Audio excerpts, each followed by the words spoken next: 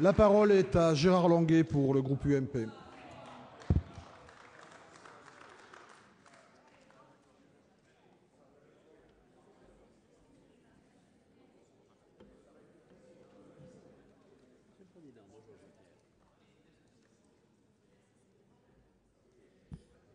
Monsieur le Président, Madame le garde des Sceaux, Messieurs les ministres, Monsieur le Président de la Commission des lois, Monsieur le rapporteur, Madame le rapporteur pour avis, chers collègues, le groupe de l'UMP m'a demandé de défendre la motion référendaire excellemment présentée par notre collègue Bruno Retailleau. J'appartiens à une droite libérale qui regarde les institutions référendaires et la pratique référendaire avec une grande prudence. Je suis parlementaire depuis 1978 et je considère qu'en effet les représentants du peuple ont un professionnalisme, une sagesse et permettent un débat contradictoire de qualité. Loin de moi, et donc, cher Jean-Michel Baillet, de condamner le travail parlementaire. Je voudrais attirer votre attention sur les raisons profondes et qui sont des raisons d'avenir que nous rencontrerons de plus en plus souvent qui justifient cette démarche et cette demande de motion référendaire. Il y a trois raisons de nature différente mais qui convergent sur ce sujet, Madame le garde des Sceaux, qui me font militer avec conviction pour la motion référendaire et donc le recours direct au suffrage universel. J'ai bien entendu les arguments liés à la Constitution. J'aurais pu en ajouter d'autres politiques. Le référendum peut parfois flatter l'émotion et se nourrir de l'émotion, ce qui n'est pas la bonne façon de travailler. Le référendum appelle parfois des réponses à des questions qui ne sont pas posées. Nous l'avons vu par exemple en 2005 lors du référendum sur la Constitution européenne. Mais en l'espèce, il y a trois types de considérations que nous allons rencontrer dans l'avenir et sur lesquelles, mesdames et messieurs les sénateurs, nous serons obligés, en qualité de parlementaires, de nous prononcer. La première raison, on l'oublie souvent, c'est tout simplement l'effet du quinquennat. Le quinquennat a profondément modifié notre République. Et nous arrivons, oui, je partage ce sentiment, nous arrivons à une situation où, au soir du deuxième tour de l'élection présidentielle, le seul rendez-vous qui compte avec l'opinion véritablement, en tous les cas pour les observateurs de la vie politique, est le premier tour de la prochaine élection présidentielle 5 ans après. Les élections locales deviennent des élections contracycliques, ce qui fait que les élus locaux ne retrouvent pas leur travail, mais sont sanctionnés ou soutenus pour des raisons parfaitement indifférentes à leur effort. Et nous avons donc cet aspect contracyclique, et nous avons, grâce au calendrier législatif, une assemblée, c'est la question qui était posée, qui a le sentiment d'être liée par l'autorité considérable, il faut le reconnaître, du suffrage universel. Vous avez évoqué l'idée d'un référendum du 6 mai. Cela voudrait dire que les députés n'ont plus le droit à la parole et à la libre appréciation parce qu'ils sont tenus par ce contrat de type référendaire, c'est-à-dire le suffrage universel. Sénateurs, nous ne sommes pas dans cette situation parce que nous sommes élus à une autre date, par d'autres électeurs, dans d'autres rapports de force, soit proportionnels, et nous en avons une démonstration avec nos prédécesseurs, soit majoritaires, ce sont d'autres types de comportements. Mais faut-il condamner toute respiration politique pendant 5 ans? C'est exactement la question que nous pose ce débat et que vous retrouverez sur d'autres sujets. Je l'évoque aujourd'hui à l'occasion de ce projet de loi, mais nous le retrouverons sur d'autres sujets. Pourquoi? Parce que ce contrat référendaire du 6 mai que vous évoquiez, il est extraordinairement ambigu. Le véritable socle, et on le voit d'ailleurs dans les sondages, c'était vrai pour le président Sarkozy, ça ne l'est plus encore pour le président Hollande. Le véritable socle du président, sa véritable légitimité populaire, c'est le premier tour.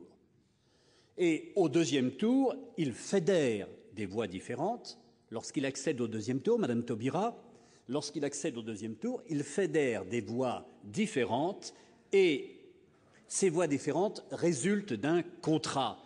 Ce contrat est-il global? Le serment des Folies Bergères vaut-il pour tous ceux qui ont voté au deuxième tour François Hollande pour des raisons de nature profondément différentes? Je ne le crois pas pour ma part.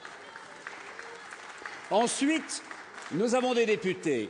Et nous avons des députés qui, avec raison, et j'en parle d'expérience parce que j'ai été élu, parce que j'étais candidat du président de la République, Valéry Giscard d'Estaing, dans une circonscription où j'étais parachuté, et j'ai d'ailleurs été battu pour les mêmes raisons 3 ans après. Donc, je comprends parfaitement que le député... Seule la longévité m'a permis d'acquérir une petite autorité personnelle. Je comprends parfaitement que les députés élus dans le sillage du contrat référendaire du 6 mai se sentent liés. Donnons-leur un peu de liberté et la respiration, la seule respiration qui existe, c'est la respiration référendaire, si nous voulons que l'opinion se dise « mais cette République est vivante, cette République nous écoute ». Est-ce une initiative totale? La réponse est non. Les grands présidents de la République ont utilisé la respiration référendaire, même lorsqu'ils n'y étaient pas contraints. Je ne parle pas des référendums sur l'indépendance de l'Algérie, je parle par exemple du courage du général de Gaulle, décidant de réformer les institutions régionales et le Sénat accessoirement, et acceptant 1 an après sa victoire triomphale de 1968, de remettre tout en cause au référendum de 1969. Le président Pompidou a choisi le référendum pour l'entrée de la Grande-Bretagne parce qu'il savait que c'était majeur pour la construction européenne. Le président Mitterrand l'a fait, et je l'ai soutenu pour la ratification des accords de Maastricht. Vous allez me dire, Nicolas Sarkozy ne l'a pas fait. Parfois, je le regrette, et notamment dans les domaines de société, lorsqu'après la crise financière de 2008, il eût fallu réformer l'économie de notre pays et proposer des mesures de type courageuse. Mais à cette époque, et Jean-Michel Bailey l'a évoqué, le Parti socialiste se mobilisait sur un sujet majeur qui va bouleverser l'avenir de la société française pour des siècles, réclamer un référendum sur le statut de la Poste. Aujourd'hui, tout fonctionne bien. Merci, messieurs. Nous nous sommes épargnés ce rendez-vous. Alors, je dirais simplement, en forme de conclusion, sur ce premier point, que le référendum dans la République quinquennale, dans la République totalement présidentielle, c'est la respiration qu'attendent nos compatriotes. La deuxième raison, et je m'efforcerai d'être plus bref, et Madame le garde des Sceaux, c'est un hommage que je rends à votre initiative. Vous avez lancé un débat et vous l'avez fait avec conviction. À tout prendre, si l'on croit à quelque chose, mieux vaut y croire complètement. Et ce débat a suscité un immense intérêt dans l'opinion française.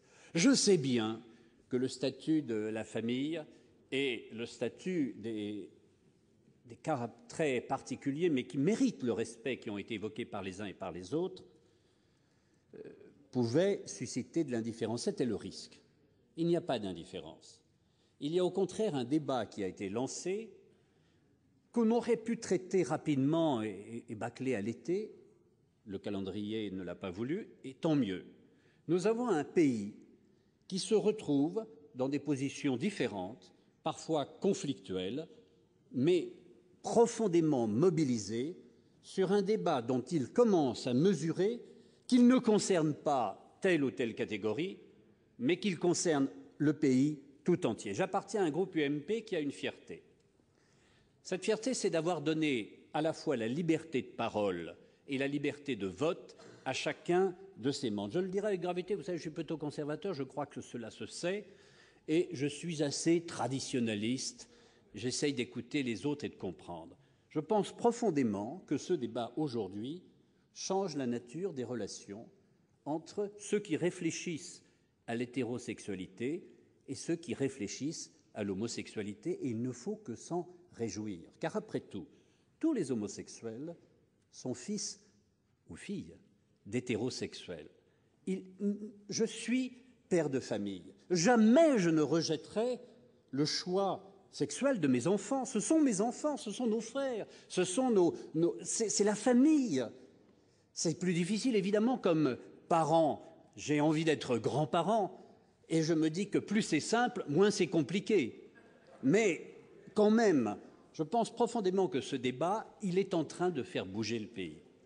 Les homosexuels, et vous l'avez exprimé pour madame à l'instant, ont parfois le sentiment d'être réprouvés. Ce n'est pas une tradition française.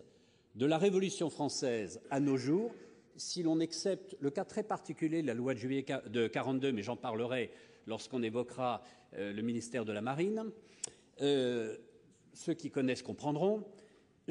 À part cet exemple, il n'y a jamais eu de réprobation. Pourquoi Oscar Wilde a-t-il choisi la France? Parce que c'était une terre de liberté, et j'ai succédé dans ma circonscription à un ministre du général de Gaulle qui était, et il l'affichait, parfaitement homosexuel. Cela ne l'a jamais empêché d'être élu pendant 40 ans. Et j'ajoute, j'avais avec lui des relations de confiance qui n'ont jamais été marquées par n'importe quelle réprobation. Ce dossier va continuer d'évoluer, et la cause homosexuelle, la compréhension dans les familles, parce que c'est vrai qu'afficher d'être minoritaire n'est jamais facile. Afficher dans sa famille que l'on sera différent de ses parents n'est jamais facile. Mais cela est en train de bouger. Pourquoi brutalement arrêter une évolution qui progresse? Et j'ajoute que les points de vue de mes amis de l'UMP à l'Assemblée nationale et au Sénat, qui ne sont pas les miens, je les ai écoutés avec beaucoup de respect. Il y a un deuxième sujet que le doyen Gélard, avec son talent et avec son ironie discrète, a mis en avant.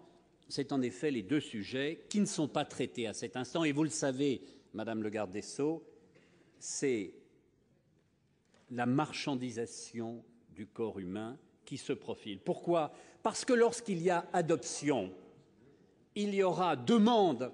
Et lorsqu'il y a une demande, il y a une offre. Et quand une offre s'organise, et c'est le libéral en économie qui s'exprime, cette offre, elle s'organise et elle cherchera d'une façon ou d'une autre la solvabilité. Cela existe déjà dans d'autres pays du monde. Nous avons le devoir absolu, puisqu'on ouvre la porte de l'adoption, de ne pas tromper ceux auxquels on prétend apporter une réponse à leurs besoins de continuité dans le temps, leurs besoins de se prolonger et d'être aussi une famille, parce que lorsqu'ils vieilliront, ils auront envie d'avoir de la jeunesse autour d'eux, une jeunesse qui sera d'ailleurs peut-être hétérosexuelle, parce que rien ne dit que le choix des enfants des homosexuels soit l'homosexualité, puisque le choix des hétérosexuels font des enfants homosexuels. Donc il y aura cette redistribution, il y aura ce besoin d'adoption, il sera sans doute marginal, les chiffres, l'étude de l'INSEE le prouvent très largement, mais ce choix-là, il va peser sur la demande d'adoption,